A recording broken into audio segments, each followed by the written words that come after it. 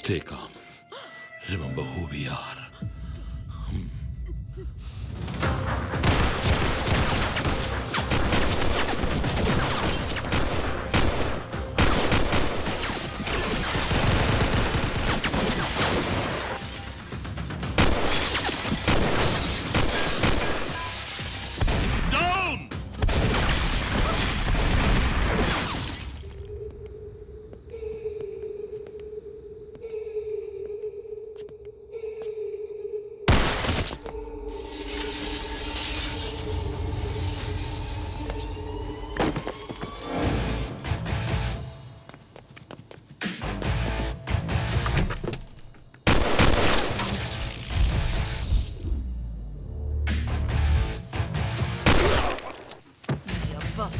ఇలా షూట్ చేయాలరా. Hey dude, వెలుతురు కావాలా? Eat this.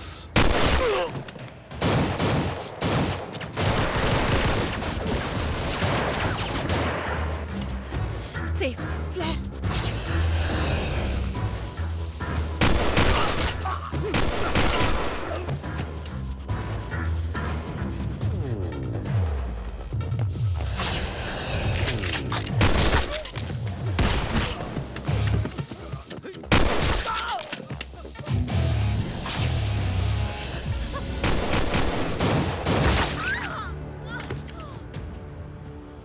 రమణి,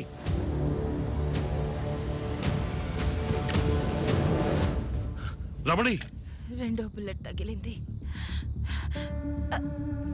అబ్డమన్ లో. నో లాస్ట్ విష్ చెప్పనా? నో.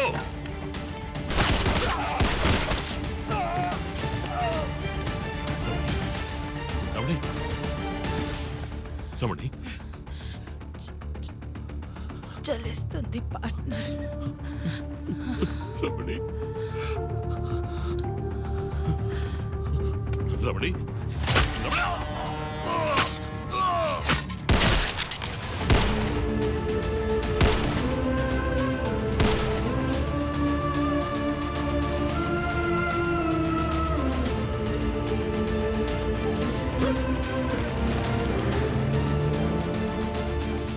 దాసు, నేను పంపిన లొకేషన్ వెంటనే మన డాక్టర్ని తీసుకురా.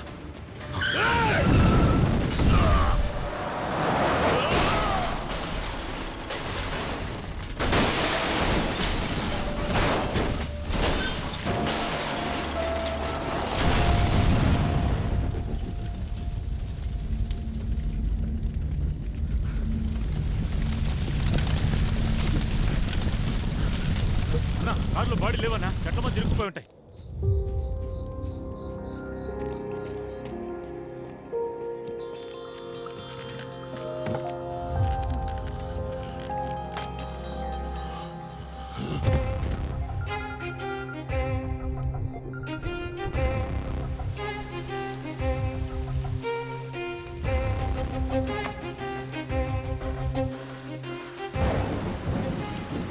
దాసు, 6వ బాటిల్ బ్లడ్ ఎక్కుతుంది.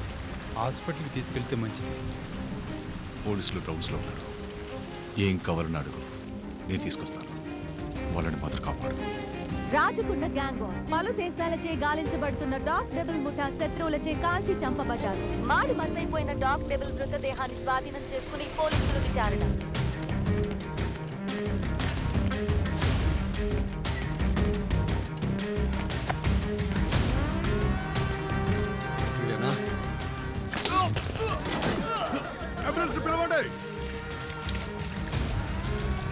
ఎవ్వర్రా నిన్ను చేయమన్నదే? చెప్పేస్తాను. మా చీఫ్ ఇంకా ప్రాణాలతో ఉండగా చనిపోయారనే న్యూస్ ఎలా వచ్చింది? మా వాళ్ళ కిందకొచ్చి చూసినప్పుడు కారులో బాడీలు లేవు. మిగతా 50 లక్షలు పేమెంట్ తీసుకోవడానికి రోడ్లో వెళ్తున్న ఎవరో ఇద్దరిని చంపి కారులో పడేసి పోలీసులను లైన్లో పెట్టాం.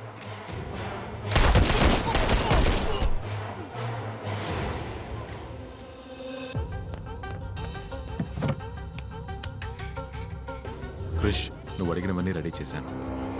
ఫోన్లో వద్దు, డైరెక్ట్గా రా, మాట్లాడదాం. ప్లాన్ శామ్ది కాదు, చైర్మన్ది. కంప్లీట్ ప్లాన్ చెప్పు. నేను వేరే అరేంజ్మెంట్స్ చేయాలి. వీడి పేరు రాధ.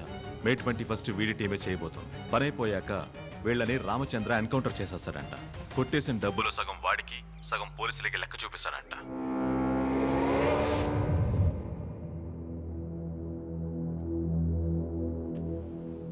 నన్ను చంపితే ఆ ఆడియో కమిషనర్కి వెళుతుంది. నీకేం కావాలి చెప్పు. బ్యాంకులోకి వచ్చి బేరు బ్రాండీ అడుగుతారా? సరే, నువ్వు 500 కోట్లు తీసుకో, కాంప్రమైజ్ అయిపోదాం.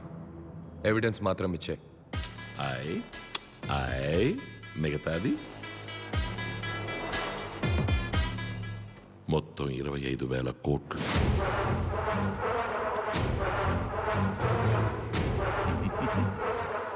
ఏ 25,000 కోట్లు? మర్చిపోయావా? పోనీ గుర్తు చెయ్యనా? బాగా డీప్గా వెళ్ళిపోయా. నీకు డెత్ కన్ఫర్మ్.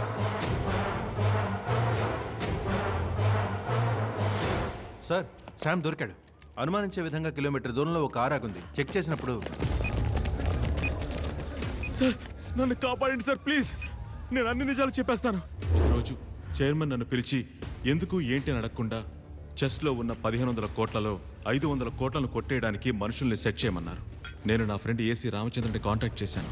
వాడు డాగ్ డెవిల్ని కాంటాక్ట్ చేశాడు. కానీ డాగ్ డెవిల్ చైన్ అని చెప్పాడు. చైన్ అన్న వాడికి ప్లాన్ తెలిసిపోయింది.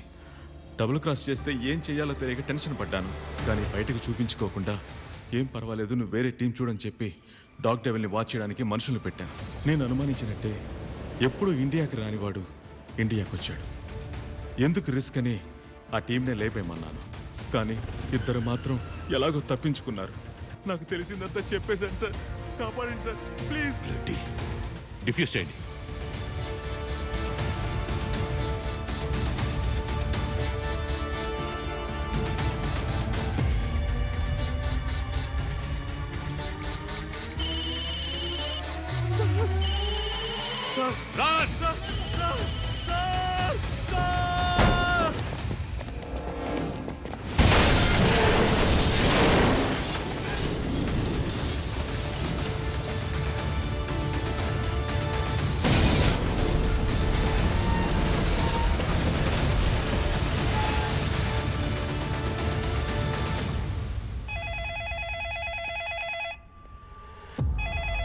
ప్రేమ్,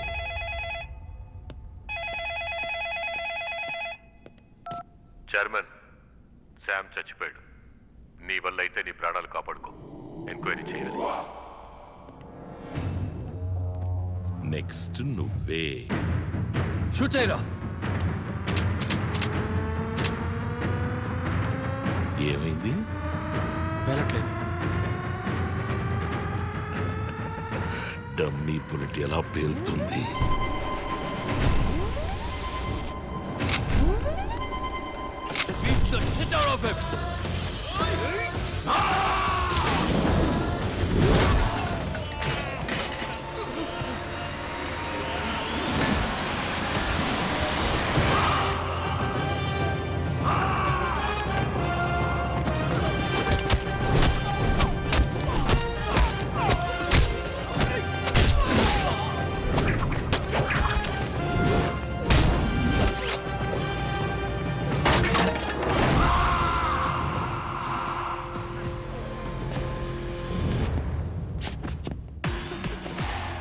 నీ అబ్బా పొద్దున్నాడు ఎవడైనా నాలాంటి కంత్రి గడితో పెట్టుకుంటాడా?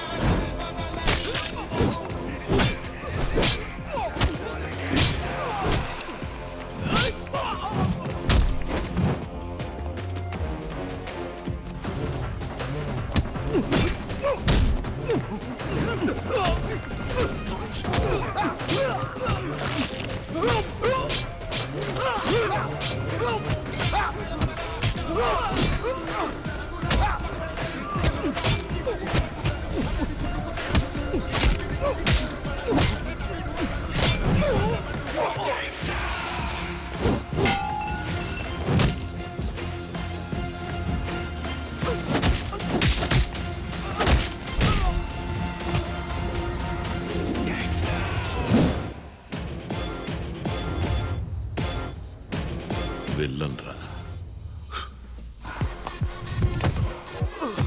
సార్ మీరు వెళ్ళండి సార్, వీళ్ళు మేము చూసుకుంటాం.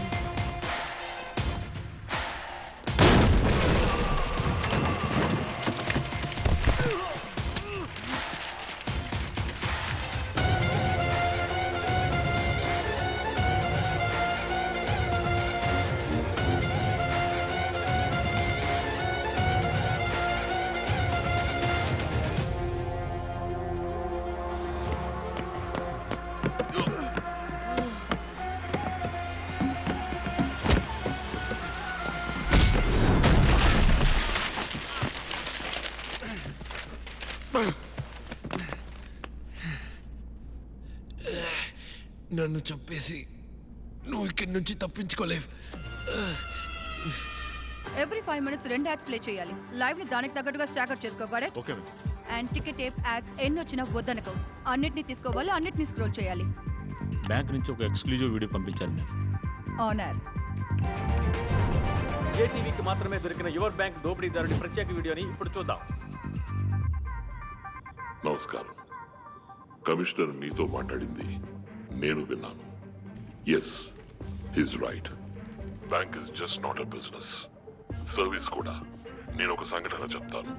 కమిషనర్ చెప్పింది కరెక్టో కాదో తెలుసుకుందాం.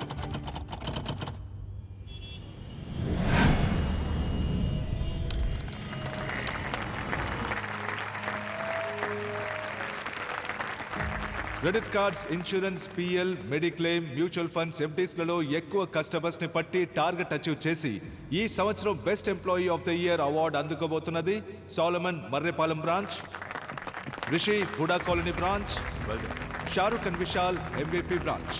వీళ్ళందరూ 5 days గోవా ట్రిప్ ని గెలుచుకున్నారు. Give them a big hand. మిగతా వాళ్ళు కూడా వీళ్ళలాగే అన్ని ప్రొడక్ట్స్ లోనూ టార్గెట్ ని అచీవ్ చేయాలి.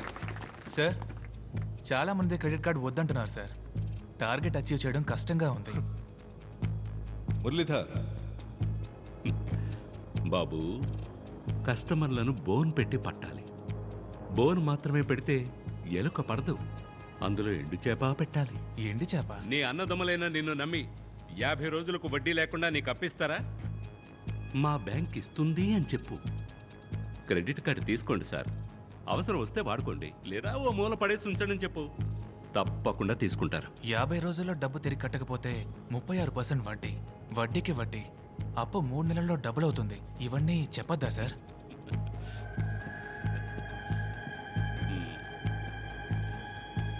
ఈ టై ఎందుకు కట్టుకోమంటావో తెలుసా? డీసెంట్గా ఉంటుందని కాదు, పొరపాటును కూడా నిజం బయటకు రాకుండా ఉండడానికి. అబద్ధం చెప్పాలా సార్? మనం అబద్ధం చెప్పట్లేదే బాబు, జస్ట్ నిజాన్ని దాస్తున్నాం అంతే. తప్పు కాదా సార్? తప్పు కాదనుకుంటే జీతం తీసుకోవచ్చు. సి, నువ్వు చేస్తే నీ కుటుంబాన్ని ఎవరు కాపాడతారు? ఇన్సూరెన్స్ చేయమని మనం అడుగుతున్నప్పుడు ఇంకొక మనిషి వచ్చి కాపాడతాడనే పరిస్థితి వచ్చేంత వరకు మనం ఇన్సూరెన్స్ని విక్రయించవచ్చు. డబ్బులు లేకపోతే కుక్కలు కూడా నిన్ను పట్టించుకోవనే పరిస్థితి ఉన్నంత వరకు loan, debit card, credit card అన్నిటినీ విక్రయించవచ్చు. All the best. ప్రేమ్, ఆ కుర్రాన్ని వేరే ప్రోడక్ట్కి మార్చు.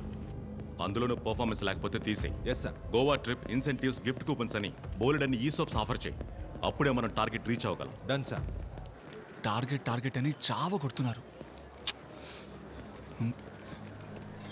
ఏంట్రా మామా, ఎందుకు డల్గా వస్తున్నావు? పిఎల్ క్రెడిట్ కార్డ్స్కే దిక్కులేదు, ఇందులో మ్యూచువల్ ఫండ్స్కి మార్చేశారు. అవన్నీ అప్పర్ మిడిల్ క్లాస్ వాళ్ళు కదరా. మన బ్యాంక్లో ఎవరెవరి అకౌంట్లో డబ్బు ఉందో లిస్ట్ ఇచ్చారు. అయితే ఇంకేం మామా, లిస్ట్లో ఉన్న వాళ్ళతో మాట్లాడు. Next year best employee award మనం తీసుకుందాం. గోవా టూర్కి మనం వెళ్దాం. నమస్తే సార్, నేను రిలై మ్యూచువల్ ఫండ్ నుంచి మాట్లాడుతున్నాను. నేను చెప్పే మ్యూచువల్ ఫండ్లో మీ డబ్బును ఇన్వెస్ట్ చేశారంటే 4 ఏళ్లలో మీ డబ్బు రెట్టింపు అవుతుంది. రిటర్న్స్ 25% వరకు ఉంటుంది సార్. రెట్టింపు అవుతుంది. మీరు ధైర్యంగా ఇన్వెస్ట్ చేసి కాలు మీద కాలు వేసుకొని కూర్చోండి. ఈ ఇయర్ బెస్ట్ ఎంప్లాయీ అవార్డు అందుకోబోయేది mister Kavin Seethammadhara branch.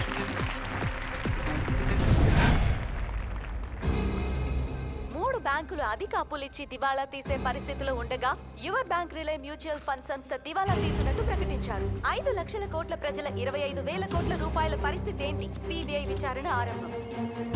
News లో ఏదేదో చెప్తున్నారేంటయ్యా? ఏమయ్యా, నిన్ను నమ్మే కదయ్యా డబ్బు పెట్టాను. నేను మీ బిడ్డలంటోడిని, నన్ను నమ్మి వెయ్యండి అని చెప్పావు కదా.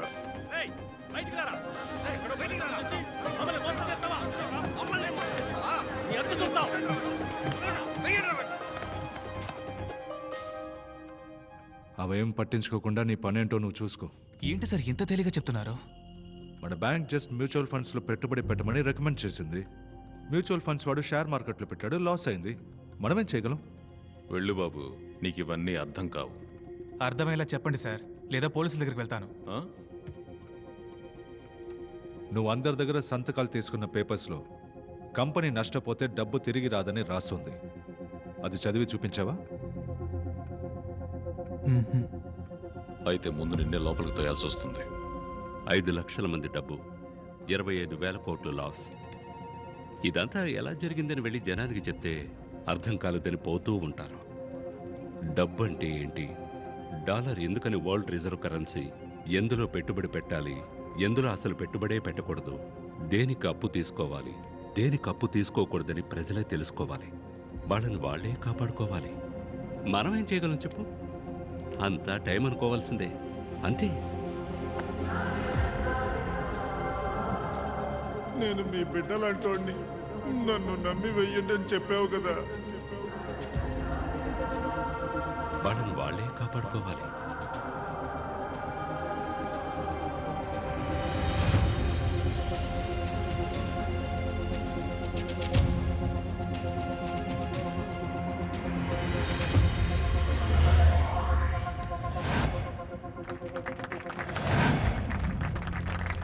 Welcome Krish. Thank you Sam. Krish, welcome to Vizag. Thank you, thank you.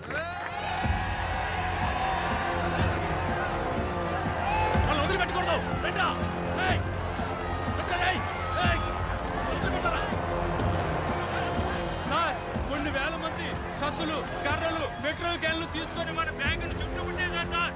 పోలీసులు వచ్చే వరకు అప్పుడు కష్టమేమో సార్. ఆ డబ్బుని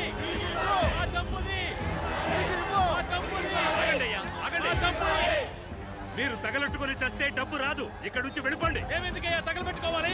మేమేం తప్పు చేశాం? ఈ పెట్రోలు మిమ్మల్ని తగలబెట్టడానికే. మీరు మర్యాదగా మా డబ్బు తిరిగి ఇవ్వకపోతే మొత్తం బిల్డింగ్ నే తగలబెట్టేస్తాం. ప్రేమ్, నీ వైజాగ్ వస్తున్న విషయం పబ్లిక్ ఎలా తెలిసింది? తెలీదు క్రిష్. నేనే చెప్పాను.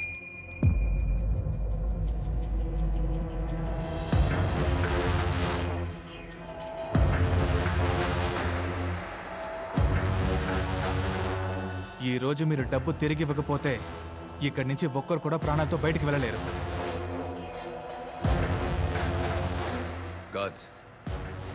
పోలీసు వచ్చే వరకు అందరూ లోపలికి వెళ్ళి సేఫ్ గా ఉండండి.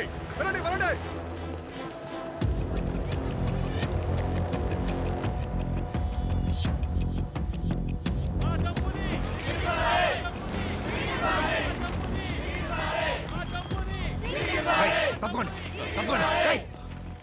కోర్టులో కేసు జరుగుతుంది. అది పూర్తయ్యాక మీ డబ్బు మీకు అందుతుంది. మేము చచ్చిన తర్వాతే ఆ కేసు పూర్తవుతుంది. కడుపు కట్టుకుని ఎన్నో అవమానాలు పడి ₹1 సంపాదిస్తున్నాం.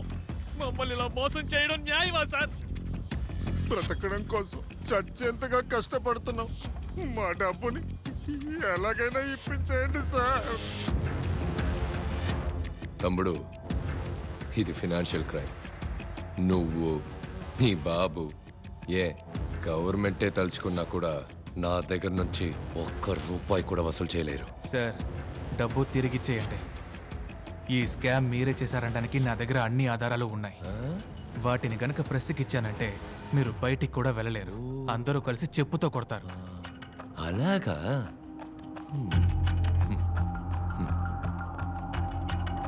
కొన్ని సంవత్సరాలకు ముందు ఒక క్రికెట్ టీం ఫ్రాడ్ చేసిందని బ్యాన్ చేశారు. జ్ఞాపకం